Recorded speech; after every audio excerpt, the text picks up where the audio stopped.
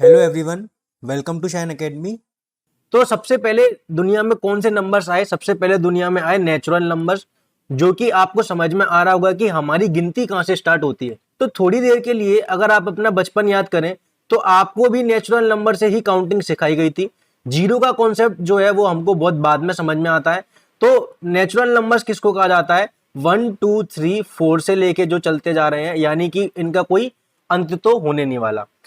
और natural number को natural इसलिए कहा जाता है क्योंकि गिनती किसी से भी पूछ लीजिए आप, वो 1 से ही स्टार्ट करेगा। कोई भी आपको ऐसा नहीं मिलेगा कि वो 0 से गिनती स्टार्ट करे। तो क्योंकि हर कोई 1 से गिनती स्टार्ट करता है, यानी कि ये हमारे अंतर मन से अपने आप आ रही है, तो इसीलिए हमने उसको क्या बोल दिया? नेचुरल बोल दिया। नेचुरल मतलब प्राकृतिक। तो नेचुरल नंबर किसे कहा जा रहा है आपको समझ में आना चाहिए।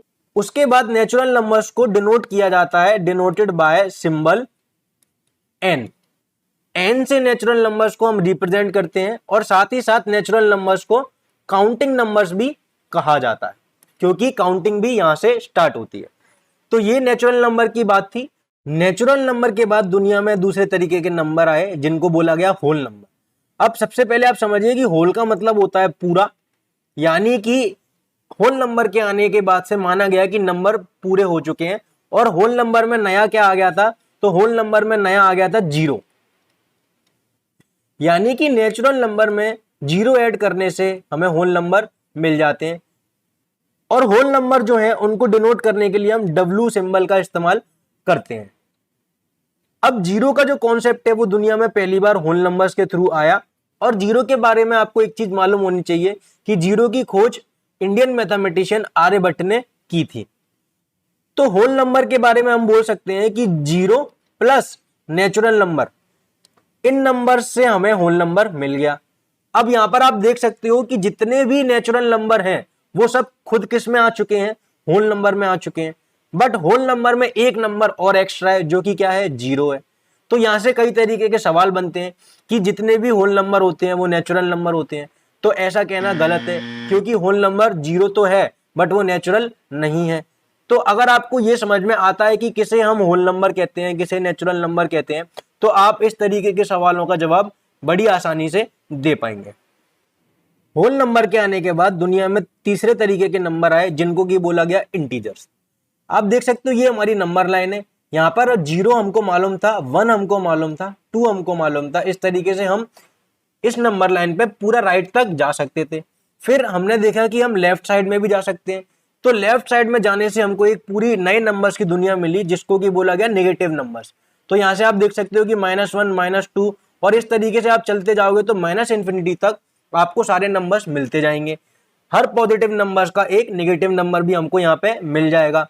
तो आप यहाँ पे देख सकते हो कि होल नंबर में अगर हम नेगेटिव नंबर्स मिला दें तो हमारे पास क्या बन जाएगा?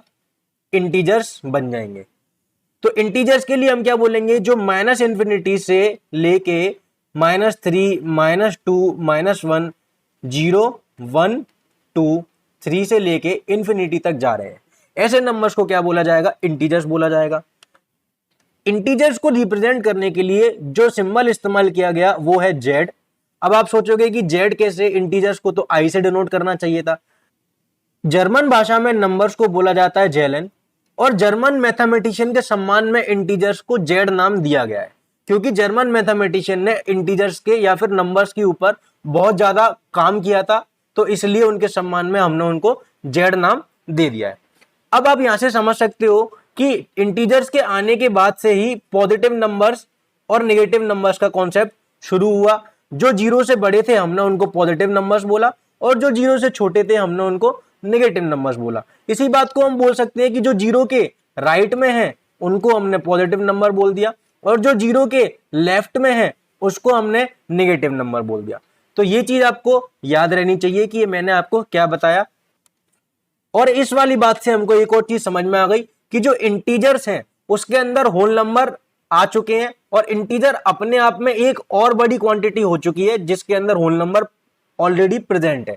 यानी कि इंटीजर अगर हम बोलते हैं तो इंटीजर के अंदर होल नंबर और नेचुरल नंबर अपने आप आ चुके हैं। आप यहां पे देख सकते हो कि ये सारे नंबर्स इंटीजर्स हैं, और इसमें आप देख सकते हो कि यहां से लेके यहां तक नेचुरल नंबर आ चुके हैं, और यहां से लेके यहां तक होल नंबर भी आ चुके हैं।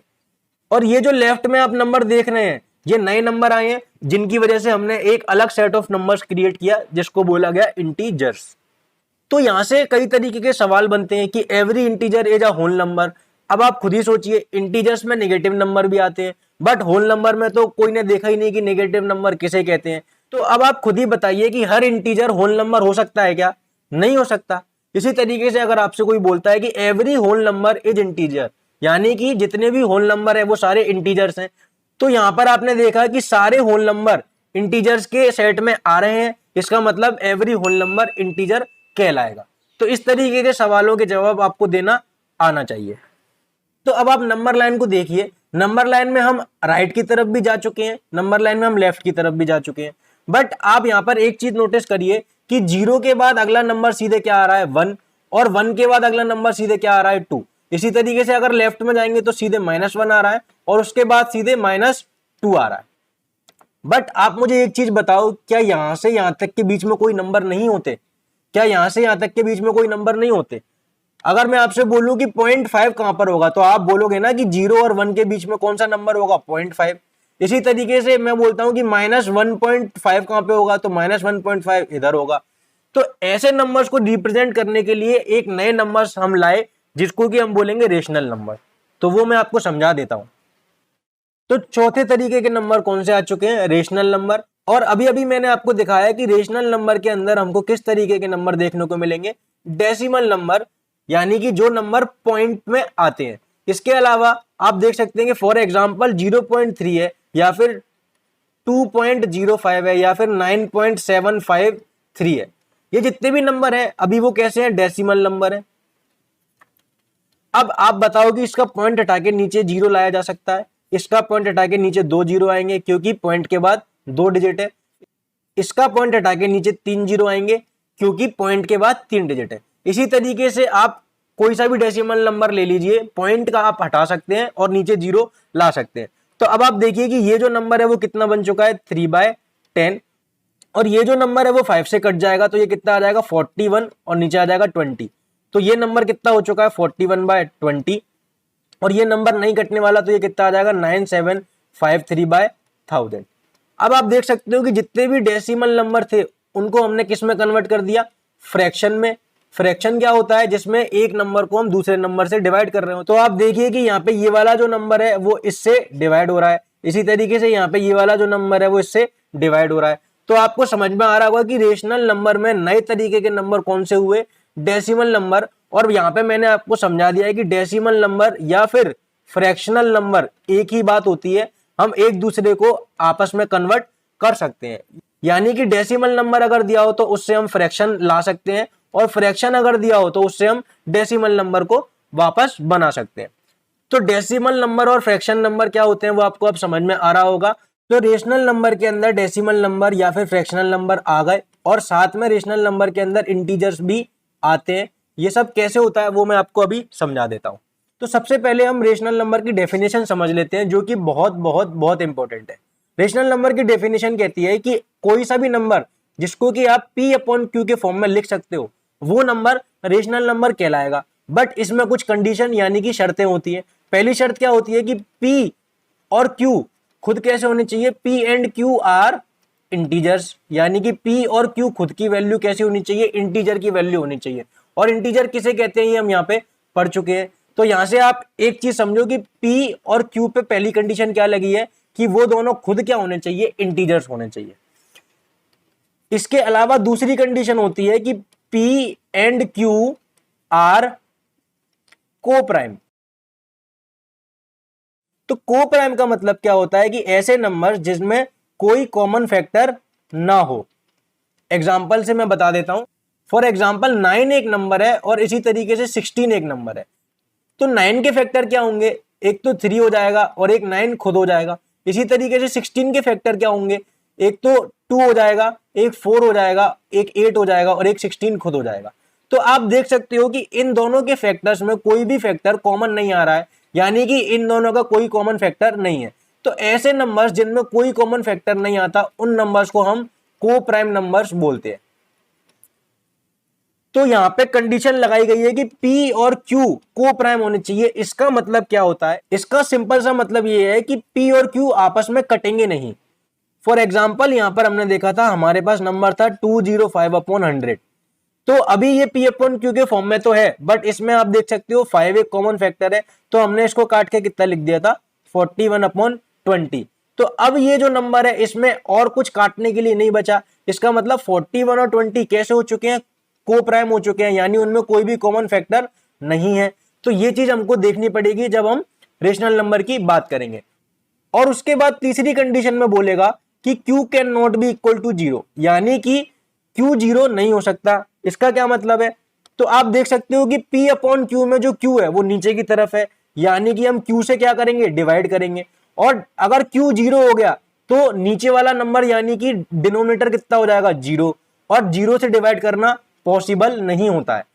इसीलिए हम पहले ही क्या बोल देते हैं कि Q can never be equal to 0, क्योंकि 0 से डिवाइड इम्पॉसिबल होता है।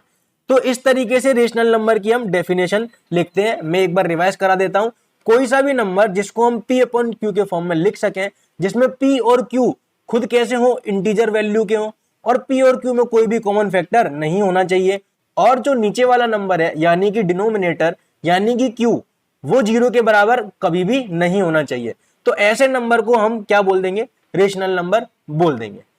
अब बात ये आती है कि इंटीजर्स को भी हम रेशनल नंबर में इंक्लूड कर रहे हैं, तो ऐसा कैसे होता है वो मैं आपको बता देता हूं। आप देखिए कि 1 एक इंटीजर है, 5 एक इंटीजर है, -7 एक इंटीजर है। जितने भी इंटीजर्स हैं उनको हम नीचे इस तरीके से 1 लगा के लिख सकते हैं क्या? यहां पे भी मैंने 1 लगा दिया, यहां पे भी 1 लगा दिया।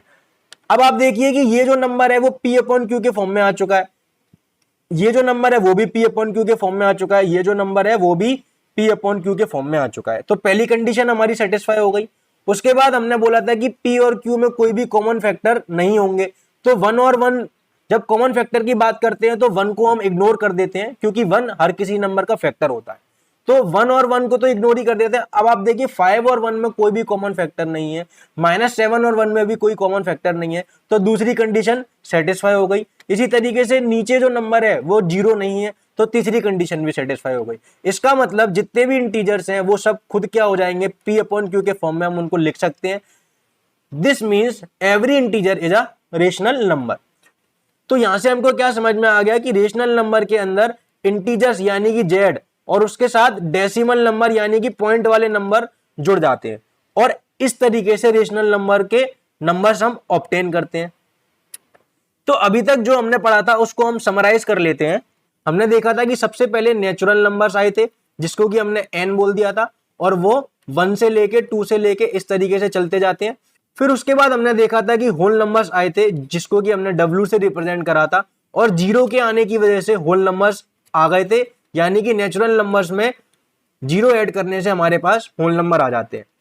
फिर उसके बाद हमने देखा था कि इंटीजर्स भी एक तरीके के नंबर्स होते हैं, जिसको कि हम जेड से डिनोट करते हैं, और हमने देखा था कि हम नंबर लाइन के लेफ्ट में जाते हैं तो नेगेटिव नंबर्स की दुनिया भी हमको मिलती है। तो इसलिए हम क्या बोलते थे कि इंटीजर्स की भी एक अपनी एक दुनिया है। तो वो कैसी है? -∞ से लेके 1 2 3 से लेके +∞ तक इंटीजर्स आ जाते हैं।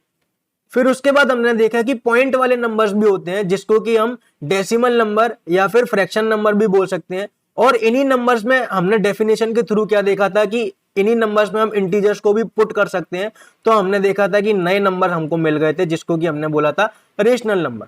और रेशनल नंबर को हम डिनोट करते हैं Q से। ये एक इंपॉर्टेंट पॉइंट है, और जो Q की फुल फॉर्म होती है वो होती है कोशेंट। ऐसा क्यों बोलते हैं मैं आपको भी बता देता हूं। हमने देखा था कि रेशनल नंबर को P/Q से डिनोट करते हैं। P/Q से डिनोट करने का मतलब होता है कि हम एक नंबर को दूसरे नंबर से डिवाइड कर रहे हैं, और जब भी हम किसी नंबर को किसी नंबर से डिवाइड करते हैं तो हमारे पास कुछ ना कुछ आंसर आता है। फॉर एग्जाम्पल हम 1 को 2 से डिवाइड करते हैं, तो आप देख सकते हो ये एक रेशनल नंबर है, और इसको हम सॉल्व करेंगे तो हमारे पास आंसर कितना आ जाएगा? 0.5। तो इसीलिए इस नंबर को Q से डिनोट किया जाता है, क्योंकि जब हम डिवाइड करते हैं तो हमको हमेशा एक क्या मिलता है? कोशेंट मिलता है। तो यहाँ पे हमने देखा था कि डेसिमल नंबर्स में या फिर फ्रैक्शनल नंबर में, दोनों एक ही बात होती है। डेसिमल नंबर या फ्रैक्शनल नंबर में अगर इंटीजर्स को ऐड कर दिया जाए तो हमारे पास कौन से नंबर बन जाते हैं? रेशनल नंबर बन जाते हैं। तो ये थी अभी तक की समरी, जो कि मैंने आपको अभी इतने डिटेल में समझाई थी। आई होप कि अभी तक आपको जो भी मैंने बताया वो सारा की सारा समझ में आ रहा हो। तो ये मैंने आपके लिए एक सिंपल सी ड्राइंग बनाई है जिससे कि हमको समझ में आता है कि जितने भी रेशनल नंबर हैं उन सबके अंदर कौन आएंगे, इंटीजर्स आएंगे, और जितने भी इंटीजर्स हैं उन सबके अंदर होल नंबर आते हैं, और जितने भी होल नंबर हैं उन सबके अंदर नेचुरल नंबर आते हैं।